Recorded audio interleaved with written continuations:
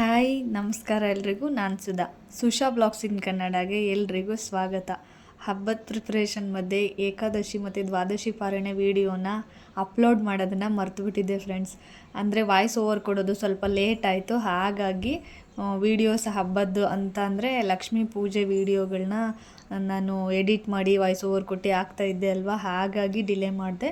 ಇನ್ನು ಇದು ಮೊನ್ನೆ ನಡೆದಿರ್ತಕ್ಕಂಥ ಏಕಾದಶಿ ಮತ್ತು ದ್ವಾದಶಿ ಪಾರಣೆ ನಾನೇ ಹೇಗೆ ಆಚರಣೆ ಮಾಡಿದೆ ಅಂತ ಏಕಾದಶಿ ದಿನದ ವೀಡಿಯೋ ನಾನು ಇಟ್ಕೊಂಡಿಲ್ಲ ಫ್ರೆಂಡ್ಸ್. ಮಾರನೇ ದಿನ ದ್ವಾದಶಿ ದಿನ ಅಡುಗೆ ಮಾಡ್ತಾಯಿದ್ದೆ, ಅದರದ್ದು ವೀಡಿಯೋ ಮಾಡ್ಕೊಳ್ತಾ ಇದ್ದೀನಿ. ಮೊದಲನೇದಾಗಿ ನಾನಿಲ್ಲಿ ಕಡಲೆಕಾಳು ಹುಸ್ಲಿನ ಮಾಡ್ತೀನಿ. ಮ್ಯಾಕ್ಸಿಮಮ್ ಇದನ್ನು ನಾನು ಮಾಡಿನೇ ಇರ್ತೀನಿ ಮನೆಯಲ್ಲಿ. ಕಡಲೆಕಾಳು ಹುಸ್ಲಿ ಮಾಡ್ಕೊಂಡು ಇಟ್ಕೊಂಡು ಅದಕ್ಕೆ ಟೊಮೊಟೊ ಬಾತ್ ಮತ್ತು ಪಾಯಸ ಇಷ್ಟನ್ನು ಮಾಡೋಣ ಅಂತ ಹೇಳಿ ಪ್ಲ್ಯಾನ್ ಮಾಡ್ಕೊಂಡಿದ್ದೆ. ನಾನು ಇವತ್ತು ಅಡುಗೆ ತುಂಬ ಸಿಂಪಲ್ಲಾಗಿ ಲೇಟಾಗಿಬಿಡ್ತು ಫ್ರೆಂಡ್ಸ್. ಹಾಗಾಗಿ ಟೊಮೊಟೊ ಬಾತಿಗೆ ಈರುಳ್ಳಿ, ಹಸಿರು ಮೆಣಸಿನ್ಕಾಯಿ, ಟೊಮ್ಯಾಟೊ ಮತ್ತು ಸ್ವಲ್ಪ ಶುಂಠಿ, ಒಂದಷ್ಟು ಸ್ಪೈಸಸ್, ಸ್ವಲ್ಪ ಜೀರಿಗೆ ಆ್ಯಡ್ ಮಾಡಿ ಹುರ್ಕೊಂಡ್ಬಿಟ್ಟು ಅದಕ್ಕೆ ಸ್ವಲ್ಪ ಕರಿಬೇವನ್ನ ಹಾಕಿ ರುಬ್ಕೊಂಡ್ರೆ ಮಸಾಲೆ ರೆಡಿ ಆಯಿತು. ಇನ್ನು ಒಗ್ಗರಣೆಗೆ ಎಣ್ಣೆ, ಪಲಾವ್ ಎಲೆ, ಹಾಗೆ ಸ್ವಲ್ಪ ಕಸೂರಿ ಮೇಥಿ ಹಾಕಿದ್ದೀನಿ ಫ್ರೆಂಡ್ಸ್. ನೀವು ತುಪ್ಪನೂ ಸಹ ಬಳಸ್ಬೋದು. ನಾನಿಲ್ಲಿ ಎಣ್ಣೆ ಒಗ್ಗರಣೆ ಹಾಕ್ಕೊಂಡಿದ್ದೀನಿ. ಇನ್ನು ಅದಕ್ಕೆ ಈರುಳ್ಳಿ, ಹಸಿರು ಮೆಣಸಿನ್ಕಾಯಿನ ನೀವು ಕಟ್ ಮಾಡಿ ಕೂಡ ಹಾಕ್ಕೋಬೋದು. ನಾನು ಈರುಳ್ಳಿ ಮಾತ್ರ ಚೆನ್ನಾಗಿ ಬ್ರೌನ್ ಕಲರ್ ಬರೋವರೆಗೂ ರೋಸ್ಟ್ ಮಾಡಿದ್ದೀನಿ. ಅದಕ್ಕೆ ಮಾಡಿಟ್ಕೊಂಡಿರ್ತಕ್ಕಂಥ ಮಸಾಲೆನ ಹಾಕಿ 2 ಕಪ್ ಅಕ್ಕಿನ ಕೂಡ ತೊಳೆದಿಟ್ಕೊಂಡಿದ್ದೆ, ಅದನ್ನು ಕೂಡ ಹಾಕಿದೆ. ಬರೀ ಟೊಮೆಟೊ ಬಾತ್ ಅಂತ ಅಂದರೆ ತುಂಬಾ ಪ್ಲೇನ್ ಆಗಿಬಿಡುತ್ತೆ ಅಂತ ಹೇಳಿ ಸೋಯಾ ಚಂಕ್ಸ್ನ ನೆನೆಸಿಟ್ಟಿದ್ದೆ ನಾನು. ಆವಾಗಲೇ ಅದನ್ನು ಸಹ ಮಾಡಿಬಿಡೋಣ, ಸೋಯಾ ಚಂಕ್ಸ್ ಹಾಕಿದ್ರೆ ಚೆನ್ನಾಗಿರುತ್ತೆ ಟೊಮೆಟೊ ಬಾತ್ ಅಂತ ಹೇಳಿ. ಇದು ನನ್ನ ಮಗನಿಗೂ ತುಂಬ ಇಷ್ಟ, ನನಗೂ ತುಂಬ ಇಷ್ಟ ಫ್ರೆಂಡ್ಸ್. ಹಾಗಾಗಿ ಜಾಸ್ತಿಯಾಗಿ ಮಾಡ್ತಾ ಇರ್ತೀನಿ ಆವಾಗವಾಗ. ಇನ್ನು ಟೊಮ್ಯಾಟೊ ಬಾತ್ ಕೂಡ ರೆಡಿ ಆಯಿತು. ಕಡಲೆಕಾಳು ಕೂಡ ಬೆಂದಿತ್ತು ಫ್ರೆಂಡ್ಸ್. ನಾನು ಕಡಲೆಕಾಳು ಹುಸ್ಲಿ ಮಾಡಬೇಕಲ್ವ, ಅದನ್ನು ಸ್ವಲ್ಪ ಮ್ಯಾಶ್ ಮಾಡಿ ಇಟ್ಕೊಂಡೆ, ತುಂಬ ಚೆನ್ನಾಗಿ ಟೇಸ್ಟ್ ಬರುತ್ತೆ ಅಂತ ಹೇಳಿ. ಕಡಲೆಕಾಳು ಹುಸ್ಲಿಗೆ ಎಣ್ಣೆ ಹಾಕಿಬಿಟ್ಟು ಈರುಳ್ಳಿ, ಹಸಿರು ಮೆಣಸಿನ್ಕಾಯಿ, ಕರಿಬೇವನ್ನ ಹಾಕಿ ಸ್ವಲ್ಪ ಉಪ್ಪು ಹಾಗೆಯೇ ಅರಿಶಿನ ಹಾಕಿ ಬಾಡಿಸಿದ್ದೀನಿ. ನಾನು ಹೇಳಲಿಲ್ವ ಫ್ರೆಂಡ್ಸ್ ಆವಾಗಲೇ ನಾನು ಇದನ್ನು ಸ್ವಲ್ಪ ಕಡಲೆಕಾಳನ್ನು ನಾನು ಮ್ಯಾಶ್ ಮಾಡಿ ಇಟ್ಕೊಳ್ತೀನಿ ಅಂತ ಹೇಳಿ. ಯಾಕೆ ಅಂತಂದರೆ ಆ ಕಡಲೆಕಾಳನ್ನ ಮ್ಯಾಶ್ ಮಾಡಿ ಇಟ್ಕೊಳ್ಳೋದ್ರಿಂದ ಅದೊಂಥರ ಟೇಸ್ಟ್ ಚೆನ್ನಾಗಿ ಬರುತ್ತೆ ಫ್ರೆಂಡ್ಸ್. ಹಾಗಾಗಿ ನಾನು ಅದನ್ನು ಮ್ಯಾಶ್ ಮಾಡಿನೇ ಒಗ್ಗರಣೆಗೆ ಹಾಕಿದ್ದೀನಿ ಫ್ರೆಂಡ್ಸ್. ಇನ್ನು ಇದನ್ನು ಕೂಡ ಒಗ್ಗರಣೆ ಕೊಟ್ಟು ಕೈಯಾಡಿಸಿ ಒಂದಕ್ಕೊಂದು ಒಗ್ಗರಣೆ ಮತ್ತು ಕಾಳು ಒಂದು ರೀತಿಯಾಗಿ ಹೊಂದಿಸಿ ಅದನ್ನು ಸೈಡಲ್ಲಿ ಎತ್ತಿಟ್ಟೆ. ಇನ್ನು ರವೆನ ತೊಳೆದ್ಬಿಟ್ಟು ನೆನೆಸಿಟ್ಟಿದ್ದೆ ಫ್ರೆಂಡ್ಸ್. ಅದನ್ನು ನೀರು ಆದಮೇಲೆ ಆ ನೀರು ಕುದಿಯೋ ನೀರಿಗೆ ಆ ರವೆನ ಹಾಕಿದ್ರೆ ಆಯಿತು. ರವೆ ಅಂತಂದರೆ ಅದು ದಪ್ಪ ಇತ್ತು ಫ್ರೆಂಡ್ಸ್. ಅದು ಗೋಧಿ ನುಚ್ಚು ಅಂತಲೂ ಅರ್ಥ ಆಗಲಿಲ್ಲ. ನುಚ್ಚು ಅಂದರೆ ಸ್ವಲ್ಪ ದಪ್ಪ ಇರುತ್ತೆ, ಬಟ್ ಇದು ರವೆ ಅನಿಸುತ್ತೆ ಸ್ವಲ್ಪ ದಪ್ಪದಾಗಿತ್ತು. ಹಾಗಾಗಿ ಸ್ವಲ್ಪ ಹೊತ್ತು ನೆನೆಸ್ಬಿಟ್ಟು ಅದನ್ನು ಬಿಸಿನೀರಿಗೆ ಕುದಿಯೋದಕ್ಕೆ ಹಾಕಿ ಬಂದೆ.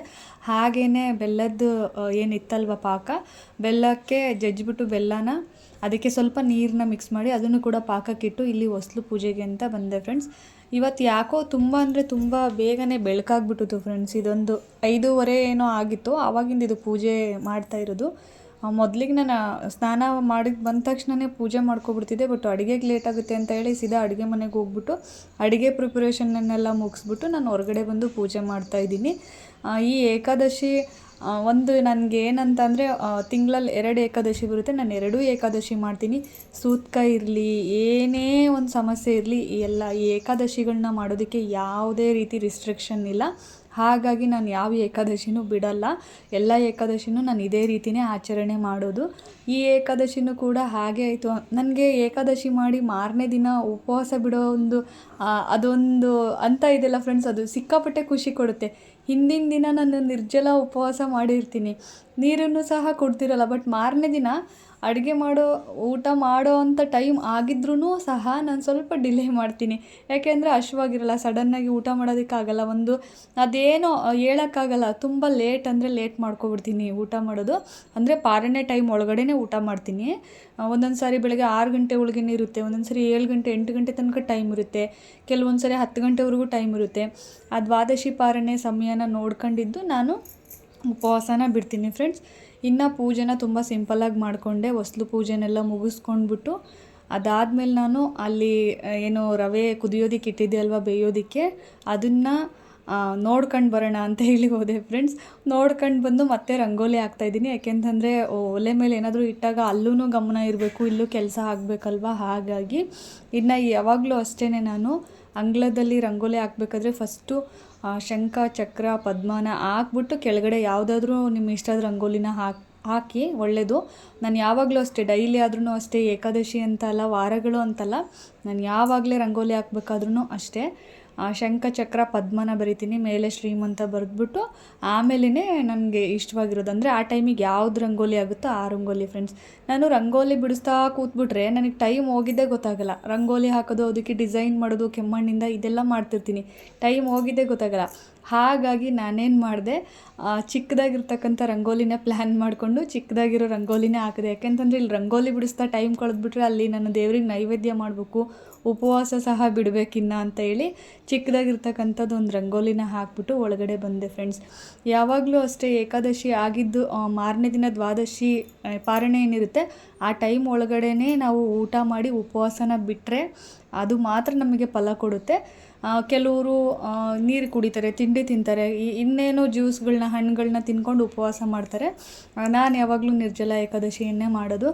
ಇನ್ನು ಇದು ನನ್ನ ಮಗ ಬೆಳಗ್ಗೆನೇ ಹೋಗ್ಬಿಟ್ಟು ಬಿಸ್ಕಿಟ್ ತೊಗೊಂಡು ಬಂದಿದ್ದಾನೆ. ಅದು ನನ್ನ ಕಣ್ಣಿಗೆ ಏನಾದರೂ ತೋರಿಸ್ಬಿಟ್ರೆ ನಾನು ಡಸ್ಟ್ಬಿನ್ನಿಗೆ ಹಾಕಿಸ್ತೀನಿ, ಇಲ್ಲ ಅಂತಂದರೆ ಸಿಂಕ್ ಒಳಗೆ ಚೆಲ್ಲಿಸ್ತೀನಿ ಅಂತೇಳಿ ಬೆನ್ನ ಹಿಂದ್ಗಡೆ ಇಟ್ಕೊಂಡು ಸುಮ್ಮನೆ ಬಂದು ಏನು ಮಾಡ್ತಿದ್ದೀಯಾ ಹಾಗೆ ಹೀಗೆ ಅಂತ ಮಾತಾಡಿಸ್ಕೊಂಡು ಮತ್ತೆ ಹೋಗಿ ಶೂ ಬಿಚ್ಚಿಟ್ಟು ಒಳಗಡೆ ಬಂದಿದ್ದಾಯಿತು.